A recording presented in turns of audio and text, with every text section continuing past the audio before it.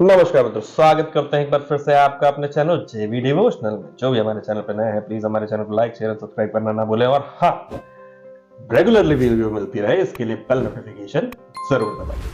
बात करें अगर पिछले एपिसोड की, तो पिछले एपिसोड में हम लोगों ने देखा था कि किस प्रकार से शनिदेव के समक्ष ब्रह्मदेव प्रस्तुत हो जाते हैं और कहते हैं कि बोलो मैं हूं सबसे महान, बोलो मैं हूं सबसे बलशाली, मैं हूं लेकिन अभी तक ये ब्रह्मदेव का जो अहंकार है वो इतना चरम पर पहुंच गया है कि वो पंचमुख ब्रह्मदेव का जब पैदा होता है, जैसा कि महादेव ने स्वयं व्याख्या की थी कि वो पंचमुख अहंकार का प्रतीक है। अहंकार किसी में भी आ सकता है, चाहे वो देव हो, दानव हो, मानव। और जब अहंकार आता है तो विवेक मर जाता है।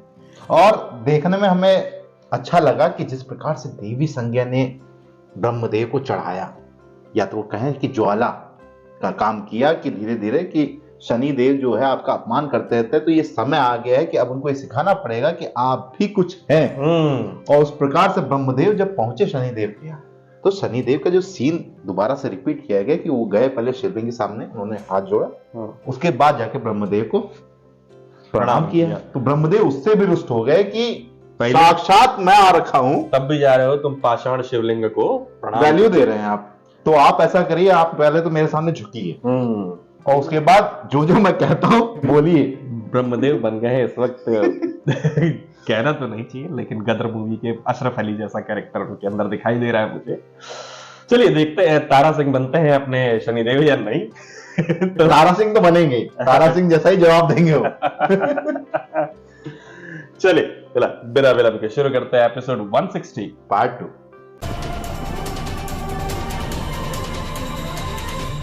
कैसा दुर्भाग्य, सृष्टि के सृजक का विवेक भी अहंकार ने हार लिया। क्या इस बार आप हस्तक्षेप करेंगे महादेव? मैं कहाँ कुछ करता हूं नारायण, और वैसे भी जो करना है उसका उत्तरदायित्व शनि का है। कर्म फलदाता शनि है और वही है दंडनायक भी, ब्रह्मदेव को मार्ग पर लाना। और यदि वो मार्ग पर ना आए तो अहंकार रूपी उनके पांचवें शीश का नाश करे। हो ये दोनों उत्तरदायित्व शनि के। कर्मों का फल ब्रह्मदेव के पंच शीश का नाश, पांचवें शीश का नाश। ये प्रैक्टिस मोड में ही है क्या तब से? और क्या करेंगे? क्रोध आ रहा है।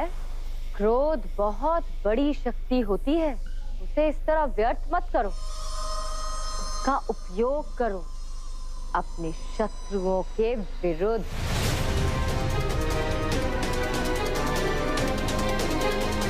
देवी संज्ञा की मंशा नहीं पढ़ पा रही। जिसकी छाया ने ही उसका अस्तित्व मिटा दिया हो।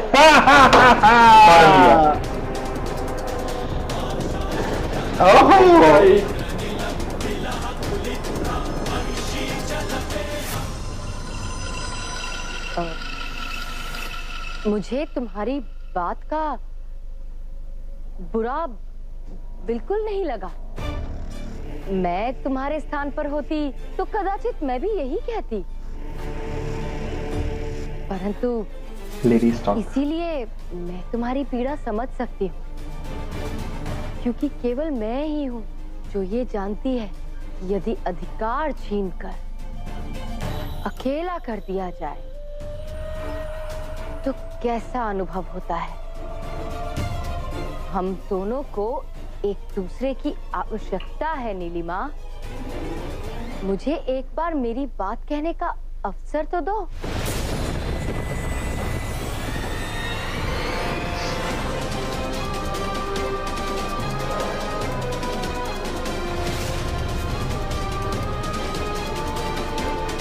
यदि मुझसे कभी भी असत्य कहने का प्रयास किया तो मैं वचन देती हूँ, मैं तुमसे कभी असत्य नहीं कहूंगी, तुमसे कुछ नहीं छिपाऊंगी।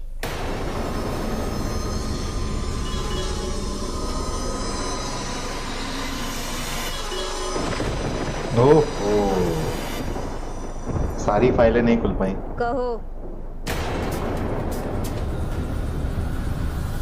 हम दोनों का शत्रु एक ही है, वो केवल एक ही है, जिसके कारण हम दोनों को एकांतवास भुगतना पड़ा। शनि।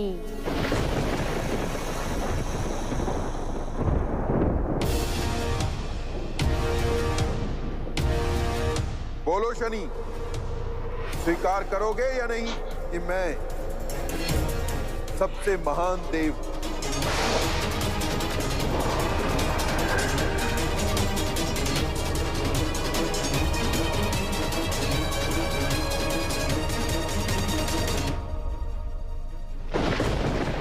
मैं छाया पुत्र शनि परम शक्तिमान ब्रह्मदेव को प्रणाम करता हूँ।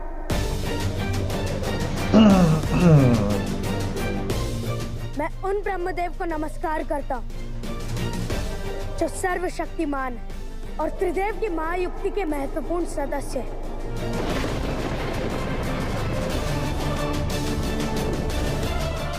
मैं सृष्टि के रचयिता को सादर नमस्कार करता हूँ, जिनके बिना सृष्टि में जीवन का अस्तित्व संभव नहीं था। श्री नारायण को प्रणाम, जो इस सृष्टि के संचालक हैं।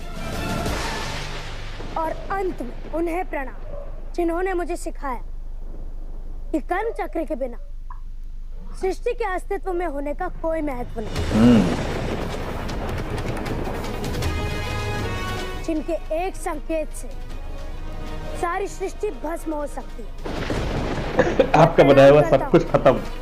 अपने गुरु, अपने शिक्षक और अपने संरक्षक को, देवों के देव महादेव को।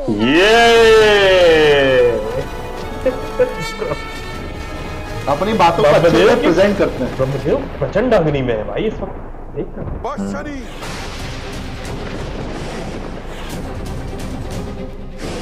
मैंने तुम्हें एक अवसर दिया था मुझे प्रसन्न करने का, परंतु तुमने उसका उपयोग किया मेरा उपहास करने।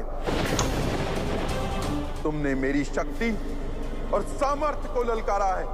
अब मैं इसे सहन नहीं करूंगा और ना ही क्षमा करूंगा।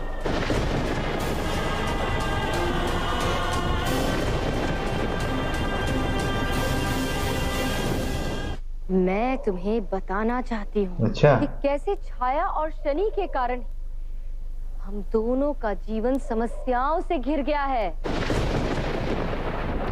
ये सब तब प्रारंभ हुआ जब मैं सूर्य देव का ताप सहन नहीं कर पा रही थी। ओ, सारी कहानी स्वयं बताएंगे। पिताश्री ने मुझे मेरी समस्या का हल बताया।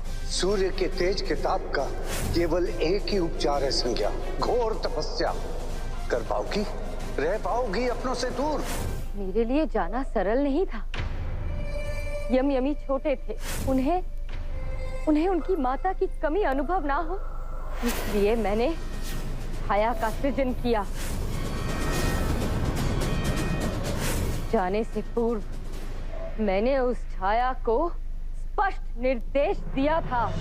मेरी अनुपस्थिति में यम और यमी को इनकी माता की कमी अनुभव मत होने देना। स्मरण रखना, मेरे उत्तरदायित्व पूर्ण करोगे, परंतु मेरे अधिकार पर दृष्टि मत डालना।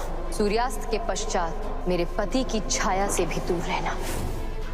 जब मैं अपना तप समाप्त करके लौटी तो मेरा संसार छीना जा चुका था। छाया ने अपना वचन तोड़ा, अपनी सीमा लांघी, सूर्य देव की संतान को जन्म दिया। शनि,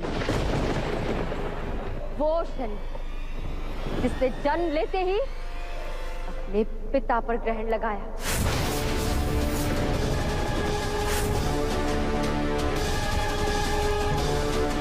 और अब मेरे जीवन पर ग्रहण लगाकर बैठा है। शनि के कारण ही सूर्य देव ने मुझसे देवी पद भी छीन लिया।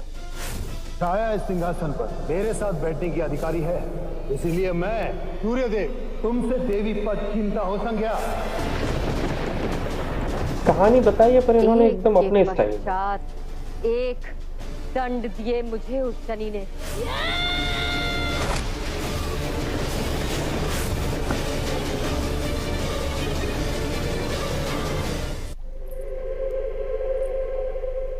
तुम ही बताओ नीलिमा, क्या भूल थी मेरी? क्या अपने पति का प्रेम पाना अपराध है? क्या अपने अधिकार के लिए लड़ना अनुचित है? सबको न्याय देने का पाखंड करने वाले शनि ने मेरे साथ बहुत बड़ा अन्याय किया है, और तुम्हारे साथ जो हुआ वो तो तुम्हें पता ही है नीलिमा।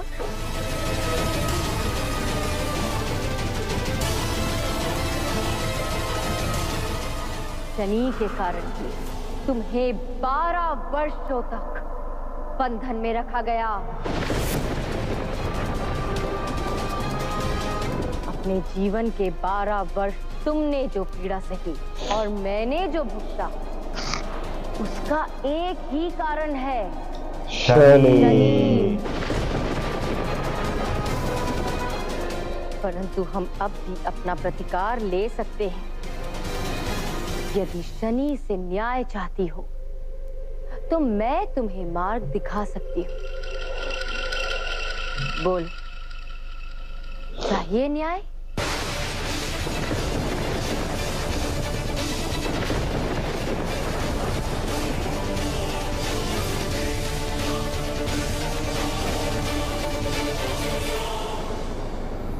न्याय नहीं, प्रतिशोध।